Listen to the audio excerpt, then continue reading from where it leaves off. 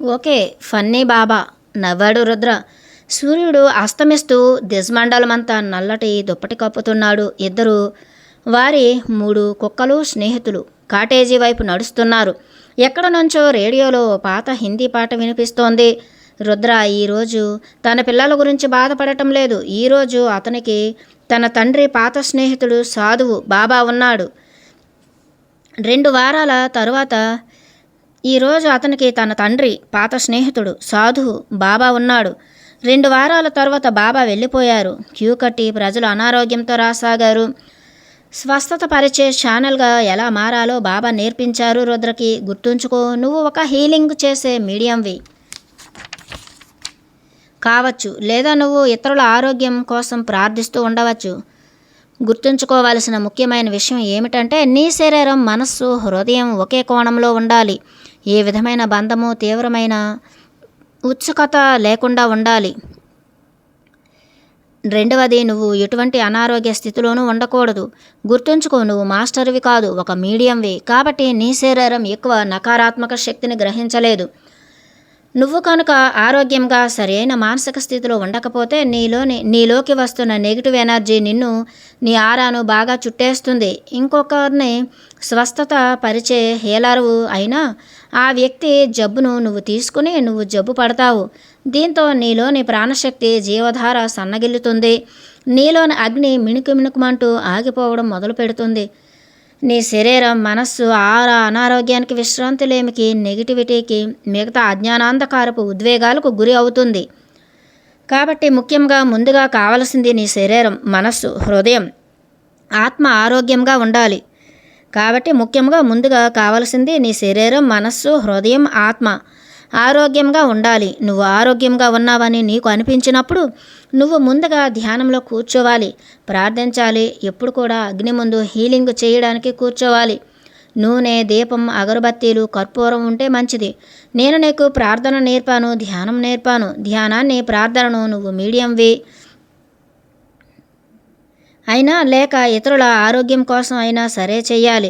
నా శరీరాన్ని, నా మనస్సును, నా ఆత్మను, నా ఆరాను, నా ప్రకంపనలను, నా ఛానల్స్ను, నా ప్రతి రక్త బిందువును, ప్రతి కణాన్ని, డిఎన్ఏను, నా మొత్తం ఉనికిని నీ రక్షణతో, ప్రేమతో, మార్గదర్శకత్వంతో, బలంతో, స్వస్థతపరిచే ఎనర్జీతో, ఆధ్యాత్మికత శక్తితో, దయతో నింపు. నన్ను క్షమించు, నడిపించు, మార్గదర్శకత్వం వహించు అని ధ్యానించాలి. ఇలా ప్రార్థించాక నువ్వు హీలింగ్ కోసం ధ్యానం చెయ్యి. గుర్తుంచుకో, అనారోగ్యం ఒక్కోసారి స్వయం కృతాపరాధం, కానీ తరచూ కర్మపరంగా వచ్చి ఉంటుంది. అది కర్మపరమైనదే అయితే నువ్వు అతని ఆరోగ్యం కోసం పనిచేస్తున్నావు అంటే నువ్వు ఆ వ్యక్తి యొక్క కర్మల బ్లూ ప్రింట్లో అడ్డు తగులుతున్నావన్నమాట. ప్రకృతి ఆ వ్యక్తిని ఆ అనారోగ్యంతో బాధపడేలా కోరుకుని ఉండవచ్చు, కానీ నువ్వు ఆ వ్యక్తి యొక్క బాధని, అనారోగ్యాన్ని, ఆ అనుభవాన్ని రిలీజ్ చేయాలనుకుంటున్నావు. ఒకవేళ అనారోగ్యం అతనికి పాఠాలు నేర్పడానికి ముఖ్యమైన మలుపు అయి ఉండవచ్చు. అప్పుడు నువ్వు ఏమి చేసినా ఆ వ్యక్తికి స్వస్థత లభించదు. దాంతో ఆ వ్యక్తులు మరింత కోపం, సందేహం, చిరాకు మొదలవుతాయి. నీలో కూడా సందేహం కలుగుతుంది. కాబట్టి నీ ప్రార్థన తర్వాత ఈ చిన్న ప్రార్థనను జత చేయడం మంచిది. దయచేసి నన్ను ఓ మీడియంగా ఉపయోగించుకొని నీ పిల్లవాడిని హీల్ చెయ్యి. నీ యొక్క దివ్యశక్తులు, దయ నాలో ప్రవహించి నీ పిల్లవాడిని స్వస్థత చెయ్యాలి. దయచేసి ఈ పిల్లాడి శరీరం, మనస్సు, ఆత్మ, ఆరా, ప్రకంపనలు, ఛానల్స్, ప్రతి రక్త బిందువు, ప్రతి కణం, డిఎన్ఏను హీల్ చెయ్యి. కానీ ఏ కారణం వల్లనో ఆ వ్యక్తి ఆ అనారోగ్యాన్ని అనుభవించవలసి ఉంటే అప్పుడు ఈ పిల్లవాడికి జ్ఞానం, బలం, ప్రేమ, సానుభూతిని ఇవ్వు. తద్వారా అనారోగ్యాన్ని, అనుభవాన్ని సకారాత్మక అంగీకారంతో సంతోషంగా అనుభవిస్తాడు అని ప్రార్థించాలి. ఇది చాలా ముఖ్యమైన ప్రార్థన. దీని ద్వారా నువ్వు విశ్వానికి ఏమి చెబుతున్నావు అంటే అనారోగ్యం కనుక తనకు తాను సృష్టించుకున్నది అయితే బాగు చేయగలిగితే చేయండి, కానీ ఏ కారణం వలనో ఆ వ్యక్తి ఆ అనారోగ్యాన్ని అనుభవించవలసి ఉంటే ఆ వ్యక్తి పాజిటివ్గా దాన్ని అంగీకరించాలి. అలాంటి పక్షంలో నీ సంకల్పం వల్ల ఆ వ్యక్తి కాస్త బెటర్గా ఫీల్ అవుతాడు. తన శారీరక బాధను మానసికంగా, ఉద్వేగపరంగా, ఆధ్యాత్మికంగా మెరుగ్గా అనుభూతి చెందుతాడు. నెమ్మది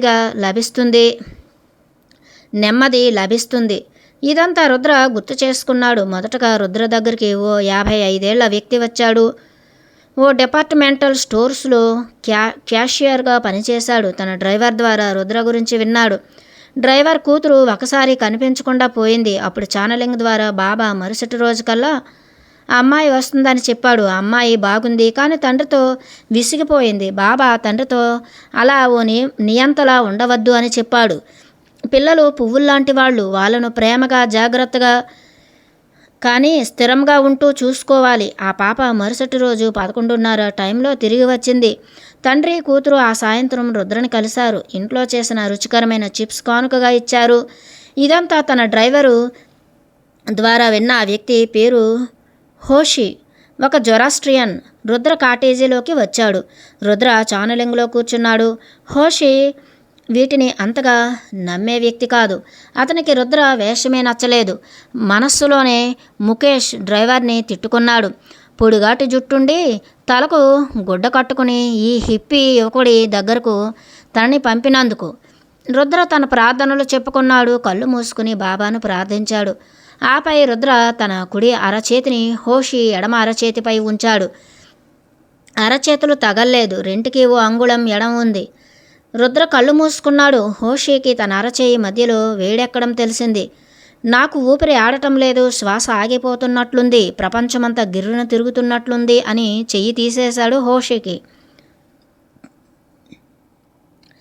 నాకు ఏమనిపిస్తుందంటే ఎలా శ్వాసించాలో నీకు తెలియటం లేదు అని అన్నాడు రుద్ర.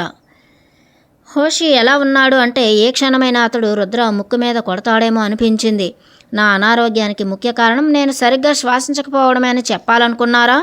ఇలా చూడండి, మీరు పేదవారి కోసం, ఆరోగ్యం కోసం చేస్తున్న మీ ప్రయత్నాలను గౌరవిస్తున్నాను. కానీ నన్ను ఒక సంగతి చెప్పనేయండి. నేను గత 20 సంవత్సరాలుగా స్పృహ కోల్పోతున్నాను. అప్పుడప్పుడు నాకు తెలిసిన అన్ని వైద్యాలు తెలుసుకున్నాను. కెనడాకు వెళ్ళి ఎందరో డాక్టర్లకు చూపించి అన్ని పరీక్షలు చేయించుకున్నాను. ఇప్పుడు మీరు నేను ఫెయింట్ అయ్యి పడిపోవటానికి, కండరాలు బిగిసిపోవడానికి నేను సరిగ్గా శ్వాసించకపోవటమని చెబుతున్నారా? ఎలా శ్వాసించాలో నాకు తెలీదా అన్నాడు రుద్రతో అతడు. రుద్ర ఒకసారి దీర్ఘంగా శ్వాసించాడు. అతనికి ఇదంతా కొత్తగా ఉంది. ఆ వ్యక్తి ఎనర్జీని అనుభూతి చెందినప్పుడు రుద్రకి ఊపిరి అందకపోవడం, కళ్ళు తిరగడం, వాంతి వచ్చినట్లుండడం గమనించాడు. బాబాను తలుచుకున్నాడు. హఠాత్తుగా ఓ వెచ్చదనం ఒళ్ళంతా పాకింది. తిరిగి శ్వాస మామూలుగా అయ్యింది. ఆత్మవిశ్వాసం, ఓ నూతన శక్తి అనుభూతి చెందాడు. రుద్ర నవ్వాడు. బాబా చుట్టుప్రక్కలే ఉన్నాడు అని అర్థమయ్యింది. అవును, నువ్వు స్పృహ తప్పి పడిపోతున్నావు. నువ్వు సరిగ్గా శ్వాసించటం లేదు. నీకు ఒత్తిడి చాలా ఎక్కువగా ఉంది. నీ ఒత్తిడికి నీ ప్రతిస్పందన ఎలా ఉందంటే నువ్వు శ్వాస తీసుకోవటం ఆపివేసి ఖాళీగా శ్వాసిస్తున్నావు. అందుకే స్పృహ తప్పుతున్నావు అన్నాడు రుద్ర. ఇలా చూడండి, ఇది తర్కవిరుద్ధంగా ఉంది అన్నాడు హోషి. నువ్వు ఎక్కడ ఉండటం కూడా లాజిక్ కాదు. ఇలా ఛానలింగ్ చేయటమే తర్కవిరుద్ధం. ఇదంతా తర్కవిరుద్ధమని నాకు చెప్పడానికి నీకు సైంటిస్ట్ అవసరం ఏమీ లేదు. నీకు మరో దారి లేక నువ్వు ఇక్కడకు వచ్చావు. నాకు అందిన సమాచారం ప్రకారం నువ్వు సరిగ్గా శ్వాసించటం లేదు అని. నీ శ్వాస మీద ధ్యాస పెట్టడం మొదలుపెట్టు. నీకు చాలా ఒత్తిడిగా ఉన్నప్పుడు కళ్ళు మూసుకుని దీర్ఘంగా శ్వాసలు తీసుకో. ఇది నీకు నేను ఇచ్చే సలహా. అది పని చేయలేదనుకో, నువ్వేమీ డబ్బు వేస్ట్ చేసుకోలేదు.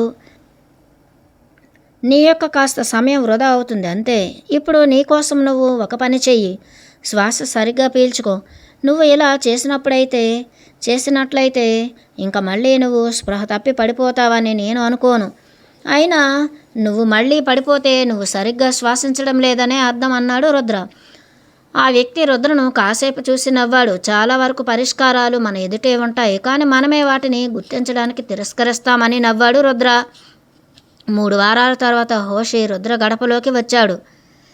ఓ క్రేజీ మ్యాన్, నేను ఇంతవరకు మళ్ళీ స్పృహ తప్పలేదు. 20 సంవత్సరాల్లో మొదటిసారి నేను ఈ 15 రోజులుగా పడిపోలేదు. 1 వారం క్రితం ఓ కెమిస్టు దగ్గరికి వెళ్ళినప్పుడు నేను పడిపోతానని అనిపించింది. నేను వెంటనే దీర్ఘంగా శ్వాసించాను. వెంటనే నేను మామూలుగా అయిపోయాను అన్నాడు హోషి. జై బాబా, అంటే నువ్వు సరిగ్గా శ్వాసిస్తున్నావన్నమాట అన్నాడు రుద్ర. అవును, మీకు థ్యాంక్స్. నా ఆఫీసులోనే నాతో పనిచేసే ఒక అతనికి పేరు కూడా రుద్ర. నాతో పనిచేసే ఒక అతని పేరు కూడా రుద్ర. నేను ఎప్పుడు అతన్ని చూసినా, ఎవరైనా అతని పేరు ప్రస్తావించినా మిమ్మల్ని గుర్తు చేసుకుని నేను సరిగ్గా శ్వాసిస్తున్నాను అంటూ గట్టిగా నవ్వి, రండి ఏవైనా డ్రింక్స్ తీసుకుందాం, ఇక్కడ హోటల్లో ఫుడ్ బీర్ చాలా బాగుంటాయి అన్నాడు. ఇక్కడ హోటల్లో ఫుడ్ బీర్ చాలా బాగుంటాయి అన్నాడు. హీలింగ్ యొక్క పవర్ని మొదటిసారిగా ఓ బాలుడు రుద్ర దగ్గరకు ఛానలింగ్ కోసం వచ్చినప్పుడు రుద్ర గుర్తించాడు. వాళ్ళు అడిగిన ప్రశ్నలన్నింటికీ సమాధానాలు ఇచ్చేటప్పుడు రుద్ర గమనించాడు, ఆ అబ్బాయి ఛాతీ నుంచి శబ్దం వస్తోంది. ఆ అబ్బాయి ఛాతీ నుంచి శబ్దంతో వస్తోంది శ్వాస. అందుకే బాబా అబ్బాయి అనారోగ్యం గురించి హెచ్చరించాడు. అబ్బాయి ఛాతీలో కఫం పేరుకోకుండా చూసుకోమన్నాడు. వాళ్ళ అమ్మతో రుద్ర ఇదే చెప్పాడు. ఆవిడ అబ్బాయి ఛాతీ మీద చెవి పెట్టి వినింది. వీజింగ్ శబ్దంతో శ్వాస రాకపోకలు జరగడం వినిపించలేదు, కానీ వీడికి చిన్నప్పటి నుంచి ఆస్మా ఉంది అంది. రుద్ర అబ్బాయి కేసి చూశాడు. తన కొడుకు వయస్సు ఉంటుంది. తన కొడుకు గుర్తొచ్చాడు. తన కొడుకు కానీ ఈ అబ్బాయి కానీ జబ్బు పడకూడదు అనుకున్నాడు. 2 గంటల తర్వాత రుద్రకి జ్వరం వచ్చేసింది. అతని ఛాతీ అంతా ఇరుగ్గా తయారై ప్రతి శ్వాస కష్టంగా ఉంటోంది. అతనికి ఏం జరిగిందో అర్థమయ్యింది. ఎంతో ఉద్వేగానికి గురి అయ్యాడు. ఈ అబ్బాయికి ఎలాగైనా స్వస్థత కలగాలి అనుకున్నాడు. ఆ రాత్రి రుద్రకి చాలా కష్టంగా ఉండింది. చాలా దగ్గు వచ్చి వణికిపోయాడు. శ్వాస తీసుకోలేకపోతున్నాడు. 2 రోజుల తరువాత కానీ కాస్త కోలుకోలేకపోయాడు. 1 వారం రోజులకు పూర్తిగా నయమయ్యింది. 10 రోజుల తరువాత ఆ తల్లి కొడుకు రకరకాల బహుమానాలతో రుద్ర దగ్గరికి వచ్చారు. ధన్యవాదాలు, తల్లి రుద్రకేసి చూస్తూ చెప్పింది.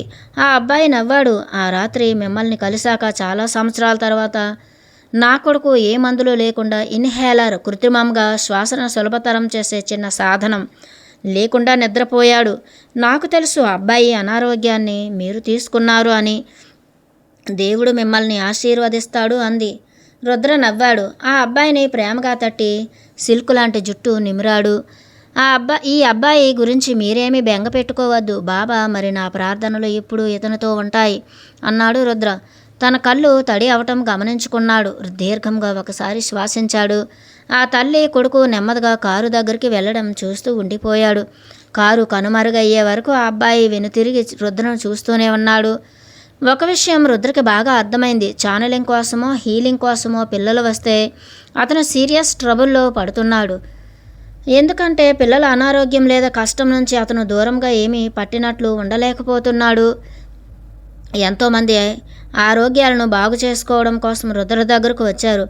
ఎంతో నయమై తిరిగి వెళ్లారు. హీలింగ్ చేస్తున్న సందర్భాల్లో రుద్రకు వాళ్ళ అనారోగ్యాలకు మూల కారణం తెలియడమే కాకుండా ఆ వ్యక్తి మనస్సులోకి వెళ్ళగలిగి వాళ్ళ భయాలు, కోరికలు, వారి గతం, వర్తమానం, భవిష్యత్తు తెలుసుకోగలుగుతున్నాడు.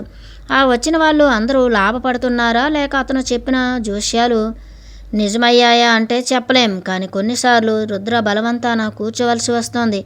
అలసిపోతున్నాడు. ఓ రకమైన నిర్వేదానికి గురి అవుతున్నాడు. ఒక్కోసారి ఆ వచ్చిన వాళ్ళ సమస్యలు ఎంతో ఉద్వేగానికి గురి చేస్తున్నాయి. అలాంటి సందర్భాల్లో పూర్తి అనుసంధానం జరగటం లేదు. బాబా చెప్పింది గుర్తు చేసుకుంటున్నాడు. అబ్బాయి, ఎనర్జీ ఎప్పుడు తప్పు చేయదు. నీలోని ఎనర్జీ ఎప్పుడు కరెక్ట్గానే ఉంటుంది. అది నిన్ను సరిగ్గా గైడ్ చేస్తుంది.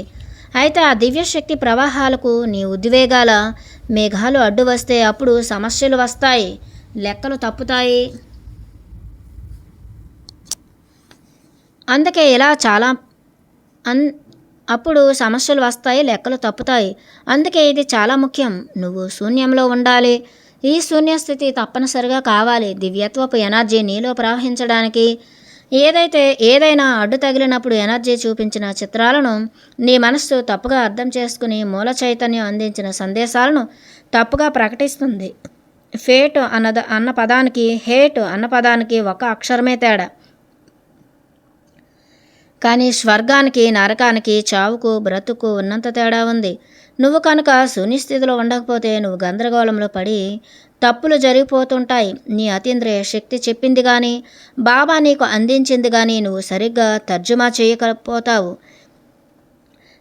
చేయలేకపోతావు. ఓ స్వరంగం ద్వారా వస్తాయి పదాలు, నువ్వు సరిగ్గా అర్థం చేసుకోవాలి. అంటే ఆ ప్రకంపనలు ఏమి చెబుతున్నాయో సరిగ్గా వినగలగాలి. అబ్బాయి, మనం ఎనర్జీతో డీల్ చేస్తున్నాం. ఒక చిన్న పొరపాటు ఓ వ్యక్తికో ఓ కుటుంబానికో ఎంతో బాధను, తీరని వేదనను కలిగించవచ్చు. ఒకే ఒక తప్పు, ఒకే ఒక ఏకాగ్రతా లోపం, నువ్వు శూన్యస్థితిలో ఉండకపోవడం వలన నీ వల్ల ఎంతో నష్టం జరుగుతుంది. ఒక్కసారి ఊహించుకో, ఒక వ్యాపారవేత్తకి ఒక వ్యాపకాలు పెంచుకోమని చెప్పావనుకో, నీ మాట విని అతడు మరో ఫ్యాక్టరీ నెలకొల్పి నష్టాల పాలై మూసివేశాడు అనుకుందాం. దీంతో ఎన్ని కుటుంబాలు బాధపడతాయో ఊహించావా? నువ్వు లెక్క తప్పడం వల్ల ఎన్నో కొత్తగా చేరిన ఉద్యోగస్తుల కుటుంబాలే కాకుండా అతను కూడా తన పాత వ్యాపారాన్ని కూడా మూసివేయవలసి రావచ్చు. నువ్వు కొన్ని క్షణాలు ఏకాగ్రత లోపంతో ఉండటం వల్ల వందల కుటుంబాలు నాశనం అవడానికి కారకుడివే అవుతావు. మీడియం యొక్క కర్మల తాలూకు బ్లూ ప్రింట్ మీద ఏ ప్రభావం చూపుతుంది అన్నది ఆలోచించు. కాబట్టి అబ్బాయి, ఒక మీడియంగా ఉండటం అంటే ఎంతో బాధ్యతతో కూడుకున్నది. నీ భుజాలపై ఉన్న ఆ బాధ్యతను ఎప్పుడూ గుర్తుపెట్టుకో. రుద్ర గుర్తించి ఏమిటంటే తన దగ్గరికి భవిష్యత్తు తెలుసుకోవడం కోసం, సమస్యల పరిష్కారం కోసం, ఆరోగ్యం కోసం వచ్చే వాళ్ళను వాస్తవానికి వారి మాస్టర్లు లేదా బాబా తమ పరిధిలోకి తీసుకుని వారిని ఆధ్యాత్మికత వైపు, ధార్మికత వైపు నడిపిస్తున్నారు. తరచూ తన దగ్గరికి వచ్చేవాళ్ళు చెబుతున్నది ఏమిటంటే ఛానలింగ్ కోసం లేదా హీలింగ్ కోసం కూర్చున్న తర్వాత వారి ఆలోచన ధోరణి, వారి జీవితాలు ఎలా మారిపోయాయి, మరింత మెరుగ్గా ఎలా తయారయ్యాయి అని వివరిస్తున్నారు. అంటే వారి జీవితాలు హఠాత్తుగా ముళ్ళబాట నుండి పూలపానుపుగా మారాయని కాదు. నిజానికి కొన్నిసార్లు మరింత కఠినంగా పరిస్థితులు తయారైనా వాటిని ఎదుర్కోవడానికి సరైన సాధనాలతో వీరు తయారుగా ఉండి వాటిని సంతోషంగా ఎదుర్కొంటున్నారు. వారు వారి ఆదాయాల్లో చాలా వరకు పేదవారికి, అవసరంలో ఉన్నవారికి, ఆరోగ్యంగా ఉన్నవారికి ఖర్చు చేయడం, అనారోగ్యంగా ఉన్నవారికి ఖర్చు చేయడం మొదలుపెట్టారు. ఆకలిగొన్న మనుష్యులకు, జంతువులకు, పక్షులకు ఆహారాన్ని ఇవ్వడం మొదలుపెట్టారు. ఎంతోమందికి బట్టలు, మందులు, ఆశ్రయం, డబ్బు, ఉద్యోగాలు వగైరా లేని వారికి ఇవ్వడం పెట్టారు. పేదవారికి ఎన్నో రకాల సహాయ సహకారాలు అందటం అన్నది రుద్రకు ఎంతో సంతోషాన్ని కలిగిస్తోంది. ఇలా దాన ధర్మ కార్యక్రమాలు చేసేవారు వారి కర్మల ప్రక్షాళన కూడా చేసుకుంటున్నారు. ఇది అందరికీ ఆనందం కలిగించే పరిస్థితి. ఇతరులకు సహాయ సహకారాలు అందించటం ద్వారా మనుష్యులు తమకు తాము సహాయం చేసుకుంటున్నామని ఎందుకు అనుకోరు? పేదవారికి, అవసరంలో ఉన్నవారికి చేసే సహాయం వల్ల వారికి విశ్వం నుంచి 10 రెట్ల విశ్వరక్షణ అందుతోంది. విశ్వం నీకు రక్షణ, సంరక్షణ ఇవ్వడానికి పేదవారికి, అవసరంలో ఉన్నవారికి ఎన్నో రకాల సహాయం అందిస్తాను అన్న ఒక్క భరోసా ఇవ్వు చాలు అన్న బాబా వాక్యం గుర్తుకు వచ్చింది రుద్రకి. రుద్ర దగ్గరికి వచ్చిన వాళ్ళు తమ ఆదాయాల్లో కొంత శాతం విశ్వానికి ఈ రకంగా తిరిగి ఇచ్చేలా ఏర్పాటు చేసుకున్నారు. మీ శక్తిని బట్టి అవసరంలో ఉన్నవారికి సాయం చేయండి. ఇదే రుద్ర అందరినీ అడిగేది. మీ కుటుంబాలను జాగ్రత్తగా చూసుకోండి, అయితే భగవంతుడి యొక్క పేద కుటుంబాలను కూడా కాస్త పట్టించుకోండి అని చెబుతాడు. రుద్రకి మరో విషయం కూడా స్పష్టంగా అర్థమైంది. మాస్టర్స్ ఎవరినైతే నిజంగా ప్రేమిస్తారో వాళ్ళు చాలా బాధాకరమైన పరిస్థితులలో సాగాల్సి ఉంటుంది. తన వాళ్ళుగా ఎవరినైతే మాస్టర్ ఎంపిక చేసుకుని ఉంటాడో వారి కర్మల అకౌంట్ను క్లియర్ అనుకుంటాడు. లేదా ఆ వ్యక్తులు మోస్తున్న కర్మభారాలను తగ్గించాలి అనుకుంటాడు. లేక ఆ వ్యక్తుల కర్మశేషాలని పూర్తి చేయాలనుకుంటాడు. తద్వారా ఆ వ్యక్తులను ఆత్మతలంలో తనతో పాటే ఉంచుకోవాలనుకుంటాడు. అప్పుడు ఆ వ్యక్తులు చాలా తీవ్రమైన కష్టకాలాన్ని, అడ్డంకులను ఎదుర్కోవాల్సి వస్తుంది. అబ్బాయ్, అసలు సంగతి చెప్పనా? పరిశుద్ధమైన బంగారం కావాలనుకుంటే దాన్ని మరింతగా అగ్నిలో, కొలిమిలో కాల్చాలి. మరే విధంగానూ అంత పరిశుద్ధమైన బంగారాన్ని పొందలేము. పరిశుద్ధమైన నీటిని త్రాగాలనుకుంటే కూడా బావిని మొత్తంగా ఉడికించాలి. ఈ పద్ధతి సౌకర్యంగా ఉండదని నాకు తెలుసు అబ్బాయ్, కానీ ప్రతిదీ దాని స్వంత అగ్నిలో కాలాల్సిందే. అప్పుడే శుభ్రంగా, స్వచ్ఛంగా, పరిశుద్ధంగా తయారవుతుంది. 2 పిల్లలు మట్టిలో, మురికిలో ఆడుకుంటున్నారనుకో, 2 దెబ్బలు తగిలించుకున్నారనుకో, ఆ 2లో ఒక పిల్లవాడి తల్లి తన కొడుకు శుభ్రపడాలని కోరుకొని వేడి నీళ్లతో, సోపుతో స్నానం చేయించి ఎక్కడెక్కడ దెబ్బ తగిలిందో అక్కడ యాంటీసెప్టిక్ క్రీమ్ను రాస్తుంది.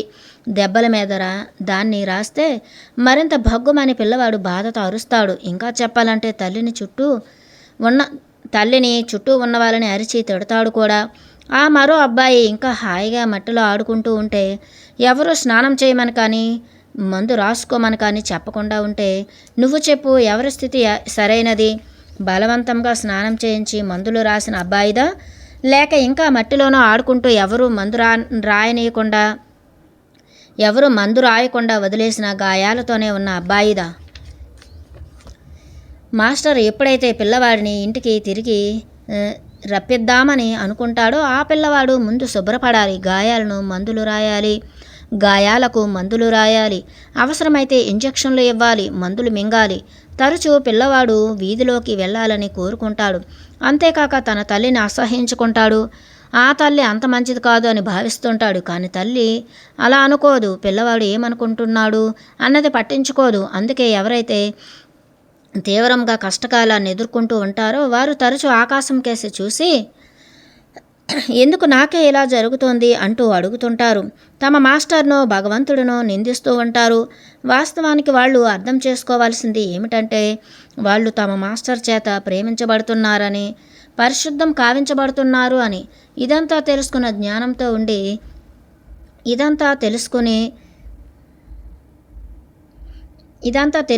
జ్ఞానంతో ఉండి తమ మాస్టర్ తమను ఎంతగానో ప్రేమిస్తూ ఉన్నాడని, వాళ్ళను మట్టి నుంచి మురికి నుంచి శుభ్రపరుస్తున్నాడని తెలిసి ఆ కష్టకాలాన్ని అధిగమిస్తూ ఉంటే వారు తమ మాస్టర్కు మరింత దగ్గరవుతారు. నన్ను నమ్ము రుద్ర, ఆ స్థితిలో జీవితం ఎంతో అద్భుతంగా మారిపోతుంది. అన్ని సమాధానాలు అందరిలో లోపలే ఉన్నాయి. ప్రతి ఒక్కరూ చేయాల్సింది ఏమిటంటే నిశ్శబ్దంగా కూర్చుని తమ లోపలికి తాము వెళ్ళాలి. శ్వాస మీద ధ్యాస ఉంచి తమ స్వంత ఇంటికి తిరిగి వెళ్ళాలి. దానికోసం ఎవరికి ఏ మీడియం అవసరం లేదు, ఆశ్రమం అవసరం లేదు, పుస్తకాల అవసరం లేదు, కళ్ళ గురువుల అవసరం లేదు. తమ గురువు తమలోనే ఉన్నాడన్న విశ్వాసంతో కళ్ళ గురువులు అవసరం లేదు. తమ గురువు తమలోనే ఉన్నాడన్న విశ్వాసంతో మమ్మల్ని తిరిగి ఇంటికి తీసుకువెళ్ళడానికి ఆతృతగా ఉన్నాడని నమ్మితే చాలు. హాయిగా కూర్చుని కళ్ళు మూసుకుని అన్ని ఆలోచనలు వదిలివేసి నీ మనస్సును నెమ్మదిగా నీ శ్వాస మీద కేంద్రీకరించాలి. అప్పుడు గమనిస్తే నీ శ్వాసే నువ్వుగా మారిపోయి ఉంటావు. ఆపై నీ శ్వాస ద్వారా ఓ పవిత్రత, ఓ ఏకాంతం, ఓ ప్రశాంతత, ఆధ్యాత్మికత, సాధువులు, ద్రష్టలు ఉన్న అద్భుతమైన చోటుకు నువ్వు చేరుతావు. నీ అన్ని సమాధానాలు నీలో ఉన్నాయి అబ్బాయి, బయట కాదు. ఆరాలను, చక్రాలను, కొత్త యుగాన్ని, పిరమిడ్లను, టారట్స్ బొమ్మలున్న అట్టముక్కల ద్వారా భవిష్యత్తును తెలిపే పద్ధతిని, నీ ఛానలింగును అన్నింటినీ మర్చిపో. అన్నింటికీ మూలమైన ఏమీ లేనితనం శూన్యంతో అనుసంధానమవ్వు. ఆ శూన్యంలో నువ్వు సృష్టికర్తను కనుగొంటావు. అతను ఆ ఏమీ లేనితనంలో నుంచి అన్నింటినీ సృష్టిస్తాడు. అందుకే నువ్వు అతడిని చేరుకోవాలంటే ఆ శూన్యాన్ని చేరుకోవాలి. ఆ సృష్టికర్త ఈ పరిశుద్ధమైన దాన్ని ఓ భ్రమల జలతారు లాంటి అర్థం లేని దానితో కప్పి మనల్ని అందులోకి లాగివేస్తాడు. కాబట్టి ఆ శూన్యస్థితికి చేరుకోవాలి అంటే మనకు సమయం పడుతోంది. ఎందుకు? సింపుల్. నువ్వొక పజిల్ని సృష్టిస్తే దాన్ని ఛేదించటానికి వీలు లేనట్లుగా ఉండాలని నువ్వు కోరుకుంటావు కదా.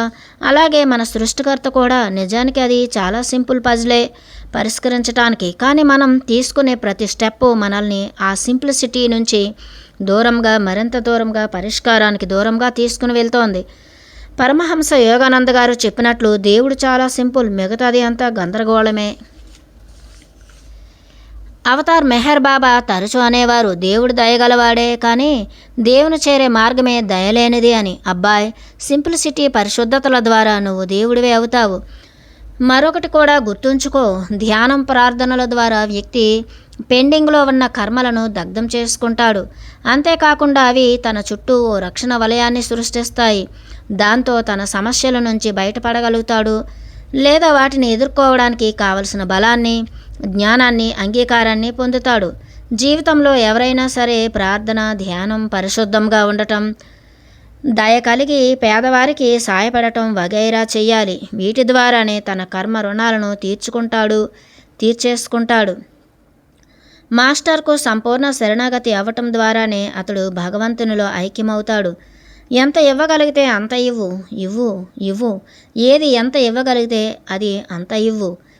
9 వారాలు గడిచిపోయాయి. జనవరి మధ్యకాలం, చలికాలం నెమ్మదిగా తన ఉనికిని చాటుకుంటోంది. ఉదయాలు, రాత్రిళ్ళు ఆహ్లాదంగా ఉంటున్నాయి. మధ్యాహ్నాలు మాత్రం వేడిగానే ఉంటున్నాయి.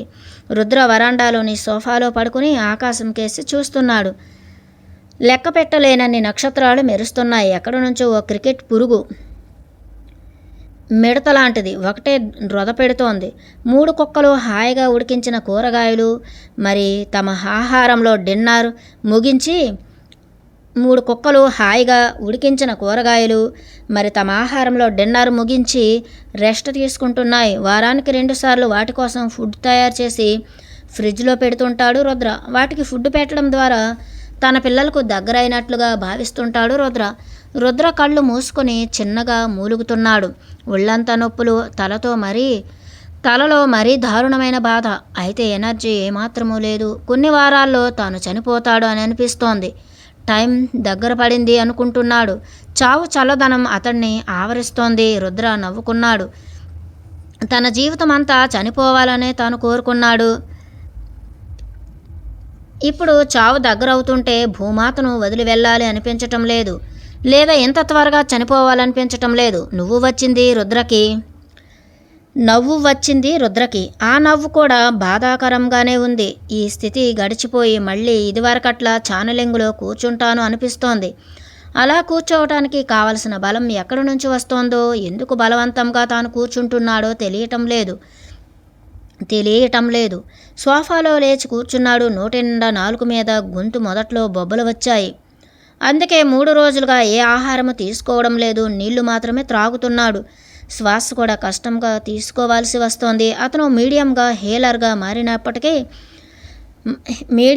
హేలర్గా మారినప్పటి నుంచి ప్రతి కణంలో నొప్పి తెలుస్తోంది. తనలో ఏవో పవర్స్ ఉన్నాయి కాబట్టి జనం తన దగ్గరికి వస్తున్నారు అని రుద్ర భావించడం లేదు. కానీ ఎంతోమంది తమ జీవితాలు మారిపోయాయి అని, అతని సామీప్యం వల్ల, ప్రార్థనల వల్ల, మార్గదర్శకత్వం వల్ల, పరిష్కారాల వల్ల ఎంతో ఉపశమనం, ఆరోగ్యం పొందాము అని చెబుతుంటారు.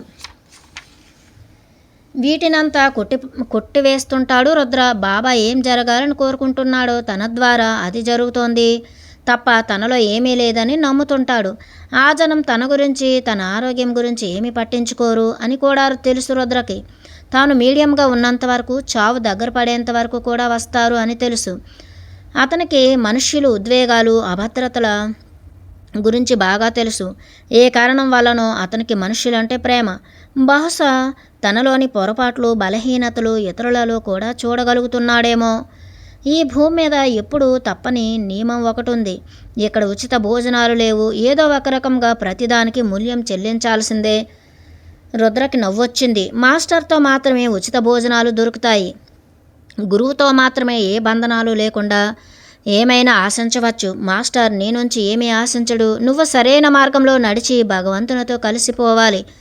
కాకపోతే ఎవరైనా సరే గుర్తుంచుకోవలసింది ఏమిటంటే, ఎన్నోసార్లు పడిపోవడాలు, మురికిలో గందరగోళానికి గురి అవడాలు ఉండే, ఎన్నో జన్మలు ఎత్తి సరైన మురికిలో గందరగోళానికి గురి అవడాలు ఉండి ఎన్నో జన్మలు ఎత్తి సరైన మార్గంలోకి రావడం జరుగుతూ ఉంటుంది.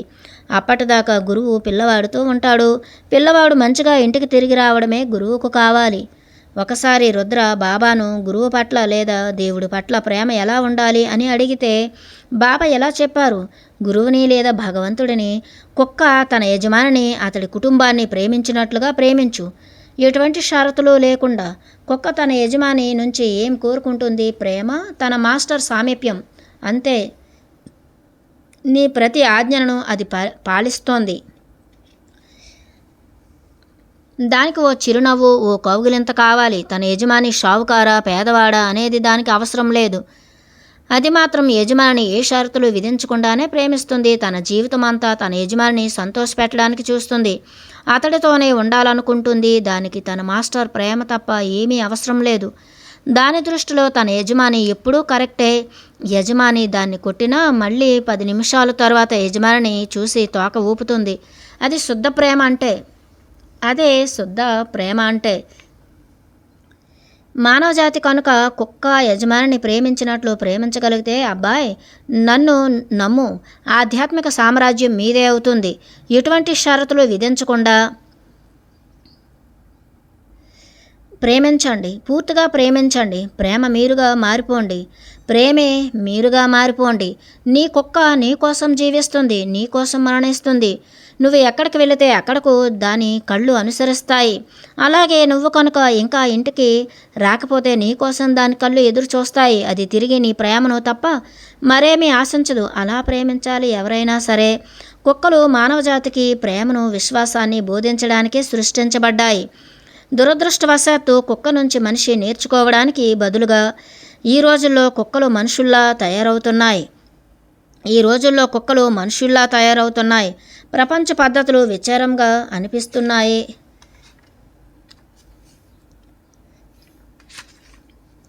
2 రాత్రుల తరువాత రుద్ర తన రూంలో బాధతో మూలుగుతున్నాడు. తలలో ఓ వేడి కడ్డీతో కాల్చినట్లు బాధ.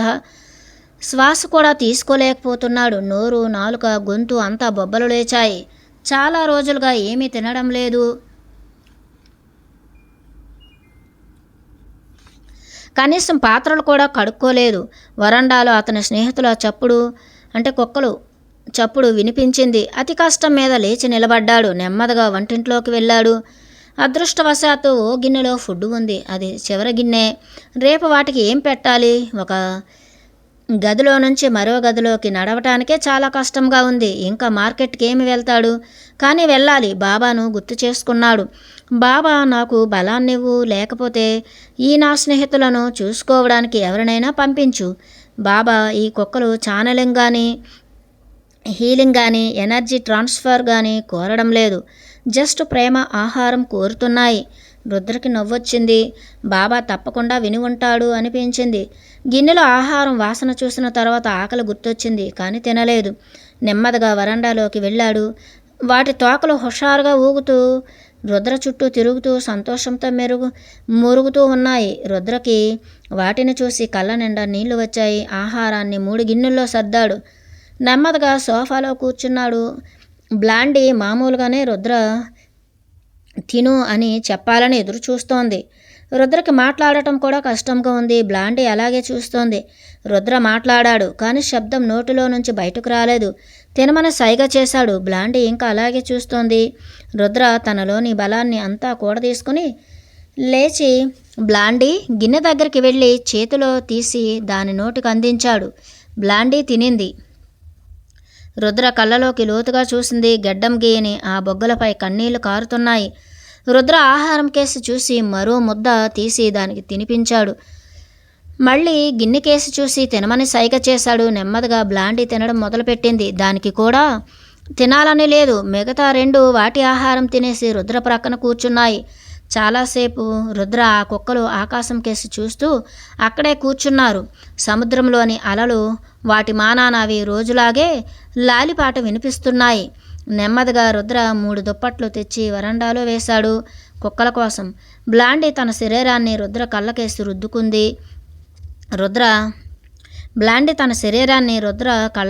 రుద్దుకుంది. రుద్ర నెమ్మదిగా తన రూంలోకి వెళ్ళిపోయాడు. నూనె దీపాలు వెలుగుతున్నాయి. అంతటా బాబా ప్రకంపనాలు నిండి ఉన్నాయి.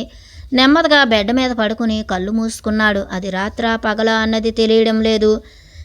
నిద్రపోయానా లేదా అన్నదే తెలియడం లేదు. అతనికి తెలుసు అతని టైం అయిపోయింది.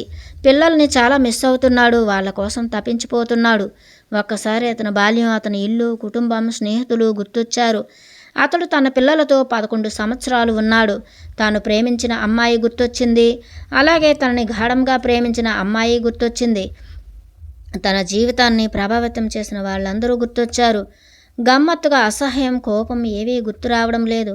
ప్రతి ఒక్కరిని ప్రేమతో తలుచుకుంటున్నాడు. వారికి తన పట్ల గల ప్రేమను గుర్తు చేసుకుంటున్నాడు. తాను ఛానలింగ్ చేసిన అందరూ గుర్తొచ్చారు.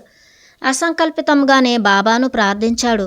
వాళ్ళందరినీ బాగా చూసుకోమని, తన గత జన్మల్లో తనకు తెలిసిన వాళ్ళ కోసం, ఈ భౌతిక తలంలో ఉన్నవారి కోసం, ఆత్మల తలంలో ఉన్నవారి కోసం, రెంటికి మధ్యన ఉన్నవారి కోసం ప్రార్థన చేశాడు. అప్పుడు చూశాడు బాబా ప్రవేశించడం. బాబా అతన్ని చూసి నవ్వారు. రుద్ర ప్రక్కనే కూర్చుని నుదుటి మీద నెమ్మదిగా తాకారు. రుద్రకు లేచి బాబా పాదాలను తాకాలని ఉన్నా లేవలేకపోయాడు. బాబాతో తాను నిజంగా బాబాను ప్రేమిస్తున్నాను అని చెప్పాలని ఉంది, కానీ పెదాలు దాటి రావడం లేదు. చిట్ట చివరి దృశ్యం, బాబా రుద్రని చూసి నవ్వాడు. రుద్ర తిరిగి నవ్వాడు. నువ్వు ఎప్పటికీ జీవించి ఉండటానికి ఇప్పుడు నువ్వు చనిపోవాలి బేటా. నిద్రపో అబ్బాయ్. నువ్వు మేల్కొన్నప్పుడు అంతా సవ్యంగా ఉంటుంది. నీ ఫకీరు మాటలను విశ్వసించు. నువ్వు ఎప్పటికీ జీవించి ఉండటానికి ఇప్పుడు నువ్వు చనిపోవాలి బేటా. నిద్రపో అబ్బాయ్. నువ్వు మేల్కొన్నప్పుడు అంతా సవ్యంగా ఉంటుంది. నీ ఫకీరు మాటలను విశ్వసించు. రుద్ర ఓ నిట్టూర్పు వదిలాడు. తనతో బాబా ఉన్నారు, తనకు మరేమీ అవసరం లేదు. బాబా కళ్ళలోకి లోతుగా చూశాడు. నెమ్మదిగా ఆ కళ్ళను చీకటి ఆవరించింది. కొన్ని సెకండ్ల తరువాత అతని పెంపుడు కుక్కలు గదిలోకి వచ్చాయి. వెంట ఓ యువజంట ఉన్నారు. కుక్కలు నిశ్శబ్దంగా బాబా దగ్గర కూర్చున్నాయి. ఆ యువజంట రుద్ర బెడ్ మీద పడి ఉండటం చూశారు. 3 కుక్కలు రుద్రనే చూస్తూ ఉండటం చూశారు. ఆ యువజంట రుద్రను అంత ప్రశాంతంగా ఎప్పుడూ చూడలేదు. రుద్ర పాదాలను తాకాలని అనిపించింది. తాకారు. గది అంతా చూశారు. ఉజ్వలంగా వెలుగుతున్న మంట. రుద్ర స్నేహితులైన 3 కుక్కలు తప్ప గదిలో ఎవ్వరూ లేరు. కానీ ఏదో తెలియని కారణం వల్ల వారికి తమని దివ్యత్వం నిండిన కళ్ళు గమనిస్తున్నాయని గ్రహించారు. వారికి ఏదో తెలియని కారణం వల్ల వారికి తమని దివ్యత్వం నిండిన కళ్ళు గమనిస్తూ ఉన్నాయని గ్రహించారు. మరోసారి నిద్రించే ఆ వ్యక్తిని చూసి గదిలో నుంచి బయటకు వెళ్ళిపోయారు. బాబా ఆ 3 కుక్కలను చూశారు, నవ్వారు. తోకలు ఆపకుండా ఊగుతున్నాయి.